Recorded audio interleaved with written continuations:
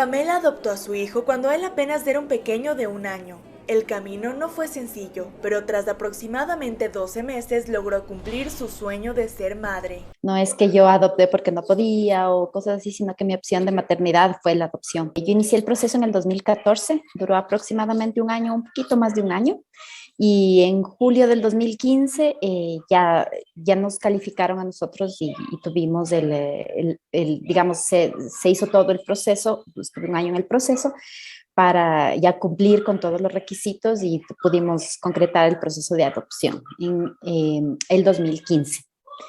Y bueno, desde el 2015 estoy con mi hijo tenía 1 año cuando le adoptamos, tenía 1 año, 1 mes, era chiquitito. Acorde al Ministerio de Inclusión Económica y Social MIES, la adopción nacional es una medida de protección definitiva y de restitución de derechos, mediante la cual un niño, niña o adolescente con domicilio habitual en el Ecuador que cuenta con la declaratoria de adoptabilidad se integra en calidad de hija o hijo a una familia idónea. Según datos del MIES, hasta julio de 2021 en el Ecuador había un total de 62 niños, niñas y adolescentes con declaratoria de adoptabilidad, lo que quiere decir que había 62 menores a la espera de ser adoptados. Una vez que un niño tiene la declaratoria que indica que puede ser adoptado, comienza el proceso para encontrarle una familia adecuada.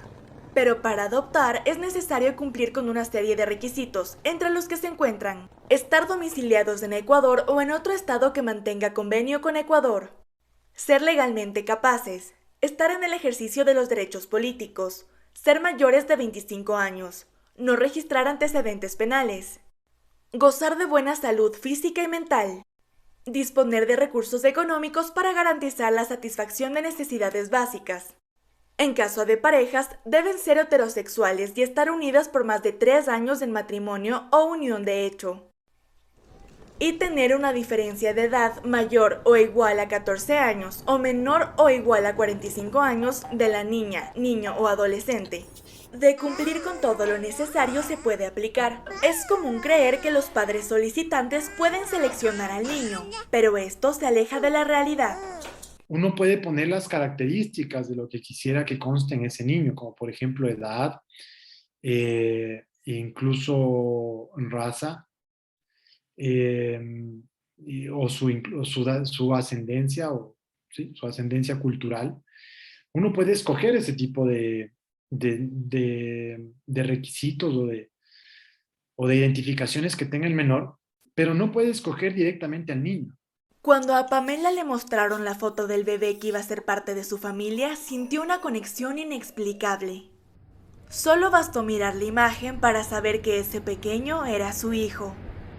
Una vez que ella supo de su existencia, comenzó el emparentamiento. Una cobija con el aroma de mamá, una almohada con el olor de papá, un álbum de fotos de la nueva familia. Todos estos elementos fueron presentados al niño para que empiece a sentir familiaridad. Sin embargo, para los niños, niñas y adolescentes puede ser difícil ajustarse a un hogar nuevo, pues los menores suelen llegar a casas de acogida debido a conflictos en su entorno. Generalmente llegan en malas condiciones, a veces incluso mala higiene personal, descuidados, porque justamente son retirados por negligencia o abandono. Entonces se les encuentra pues a veces los agentes de la DINAPEN por denuncia de alguna persona encuentran en condición de abandono a los niños a veces en campos abiertos, cerca de basureros, situaciones así fuertes, como otras en cambio son abandonados directamente en los hospitales o en las maternidades donde las mamás dieron a luz. Y otro grupo de chicos que vienen acá son aquellos que les han retirado del entorno familiar porque se ha detectado violencia o algún tipo de negligencia que está vulnerando los derechos de esos niños. En las instituciones donde los menores esperan para ser parte de alguna familia se suele dar prioridad a la reinserción, lo que quiere decir que estos hogares temporales buscan que los infantes se reintegren con familiares directos antes de intentarlo con un padre solicitante externo.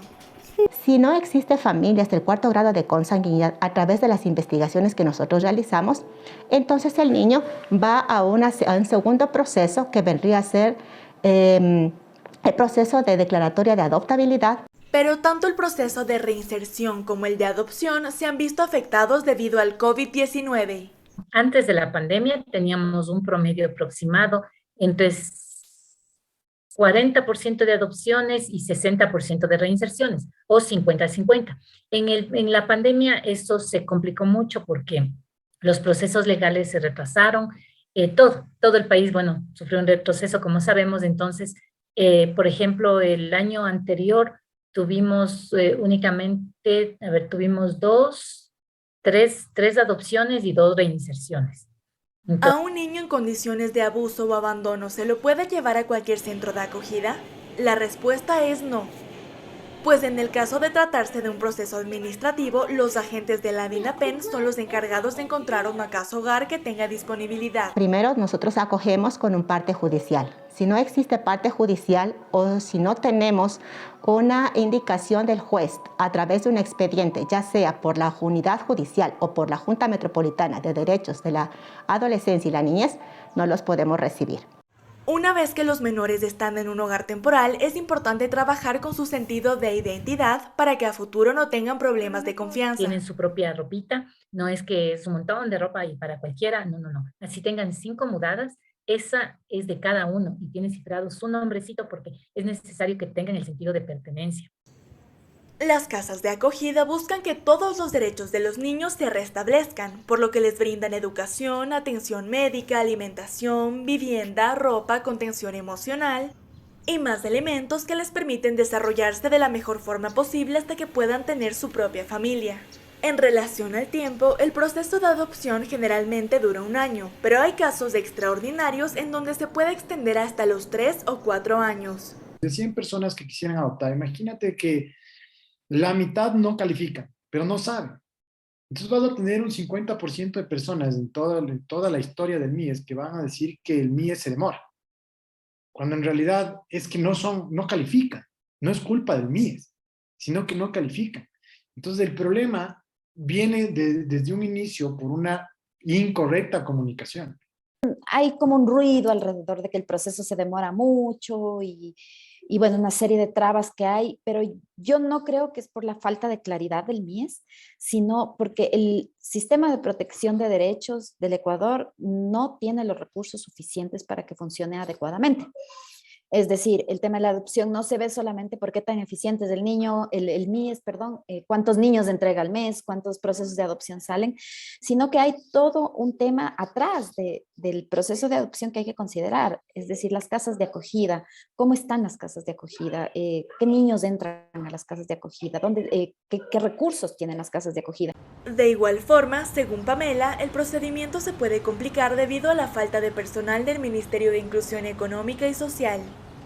Esteban Bernal, ministro del MIES, indicó que dentro de su plan está que dicho procedimiento dure 9 meses, es decir, el tiempo de una gestación natural. Para el abogado Daniel Soto, esta decisión sí es factible. A pesar de ello, no siempre hay inconvenientes con el proceso, y tras cumplir con lo necesario, el menor puede ir con su nueva familia. Luego de que esto suceda, se da un seguimiento por parte del MIES durante un aproximado de 2 años.